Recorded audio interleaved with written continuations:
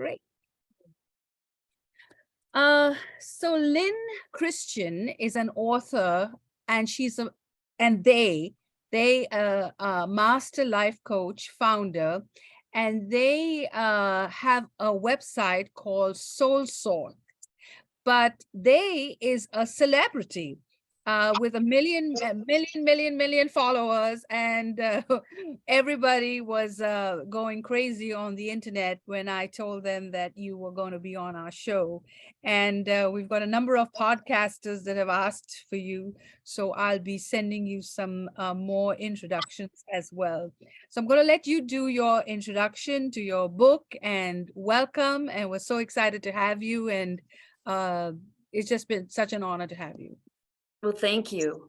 So I'm going to come back at you as the audience and ask you to imagine that you have 3 months to live. That's it. In 12 weeks, you may not make it to summer. Just go there with me for just a moment. I know it's an interesting way to start. See if you can go there and imagine. You know, I could ask you a question like, what have you done? Or what are you going to do in your final weeks? But what I'm really interested in is, what have you done with the life you've had so far? How much joy have you had? How much confidence have you accrued? How much have you been true to yourself? And how many times have you done what we all do, live up to other people's expectations? And if that's you, Bronnie Ware is a person like me who asks these kind of deep questions right off the cuff. Bronnie lives in Australia. For about 8 years, she worked in palliative care, and she took care of people that only had 3 to 12 weeks to live. And she found 2 things out. She found out that more people had regrets about life, the life they've lived, than not. And she also found out that there were 5 top regrets, and the number 1 I'm going to read to you. Here's the number 1. I wished I'd had the courage to live a life true to myself and not the life other people expected of me. And I know a lot of us can relate to that. But the question is, how do you live true to yourself? If you've watched my TEDx talk, you know I ask. People say, listen to your heart, follow your gut, use your head. But who stops and tells us, how do you do that? Well, over a lifetime, I have reinvented my working identity and my personal identity about 10 times. And my life, if you were to sum it up, is a life of coming of self. I wish we were all born with an owner's manual when we came out of our birthing canal, or however we came to this earth, with an owner's manual attached to our ankle, but we didn't. Our parents didn't have, or whoever were our caregivers didn't have a manual to say, this is the best way to raise Brenda or Oline. This is the best thing for Linda or Priscilla. They didn't have that. And so a lot of us are finishing the job, what Robert Keegan would call in human development and psychology, authorship, self-authorship.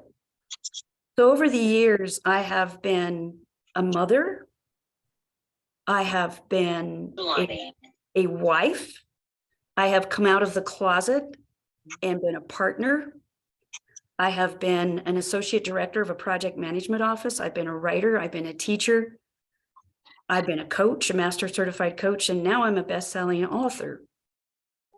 I'm also, at age 63, just hitting my stride as a competitive fencer. I started fencing at age 58. So Dina, I was listening to you. And we have many phases in our life. And the book I've written has the same name as my company. Clients name me because my work is to assist you to excavate certain parts of your personal identity, to find out who you are, what your truth is, so you can live it. So my book finds the salt of your soul. It's called SoulSalt, and it's a personal field guide to purpose, fulfillment, and confidence. And as I have coached since 1998, I've put everything I do as a baseline for my clients in the book. So if you've ever wanted a coach and you haven't afforded one, You can buy the book, and it's like having me be your personal coach. And you will find pieces of your identity that will assist you to know, how should I be true to myself? How could I be true to myself? How do I want to be true to myself? And what we have found, that when people get in touch with their best self, within 6 months, when they've revealed it to themselves, shared that with another person, within 6 months, they're about 32% more engaged. They're about 11% happier, and the people around them are about 11% happier. And so my book takes you through chapters of how to find these pieces of identity. And the surprising thing is, if we're generative human beings, we keep finding those pieces, like Dina's great example. I just found out a year ago that I am non-binary. I thought I was always just a lesbian. And then I find out I'm non-binary, and now I have new pronouns I'm trying to get used to, and everyone around me. These are shocks to the system when you've lived your life in a certain way, and then you find what's more true for you, and you put words to it.